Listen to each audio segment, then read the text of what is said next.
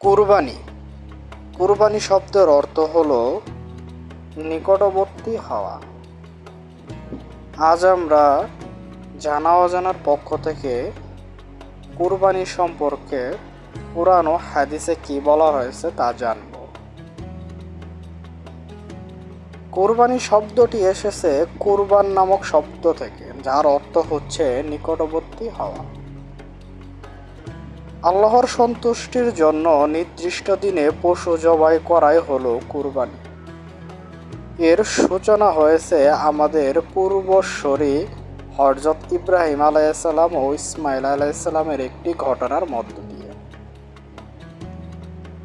যেখানে আল্লাহ ইব্রাহিম আলাইহিসসালামকে স্বপ্নে আদেশ দেন তার প্রিয় পুত্র ইসমাইল আলাইহিসসালামকে কুরবানি দিতে। এই পরীক্ষায় উত্তীর্ণ হয়ে তারা আমাদের জন্য রেখে গেছেন ত্যাগ ও অনুত্যাগের এক মহৎ দৃষ্টান্ত। আল্লাহ সুবহানাহু ওয়া তাআলা বলেন, তোমাদের প্রভুর উদ্দেশ্যে নামাজ আদায় করো এবং কুরবানি করো। এই আয়াতে সুস্পষ্টভাবে কুরবানির নির্দেশনা দেওয়া হয়েছে।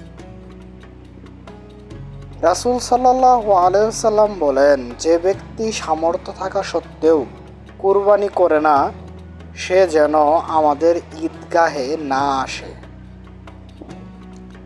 এই হাদিস থেকে বোঝা যায় কুরবানি শুধু একটি সুন্নত কাজ নয়, বরং গুরুত্বপূর্ণ ইবাদত, যার সামর্থ্যবান মুসলিমদের জন্য ওয়াজিব বা আবশ্যক। আরও একটি হাদিসে রাসূল সাল্লাল্লাহু আলাইহি ওয়াসাল্লাম বলেন, আদম সন্তানকৃত কোনো কাজ আল্লাহর নিকট কুরবানির দিনে কুরবানির চেয়ে অধিক প্রিয় আর কিছুই নয়। এটি আমাদের ভেতরে প্রকৃতি কুরবানি করার শিক্ষা দেয়। সমাজে গরিব ও দুঃখীর সঙ্গে সহযোগিতা সম্পর্ক গড়ে ওঠে। এটি ত্যাগ ও অনুত্যাগে আল্লাহর আদেশ পালন করার প্রতীক। আপনি যদি চান আল্লাহ আপনার ত্যাগ কবুল করুক, তাহলে এই কুরবানিতে শামিল হন আন্তরিকতার সাথে। ভিডিওটি শেয়ার করুন, অন্যজনকে বুঝতে সহযোগিতা করুন কুরবানির আসল শিক্ষা।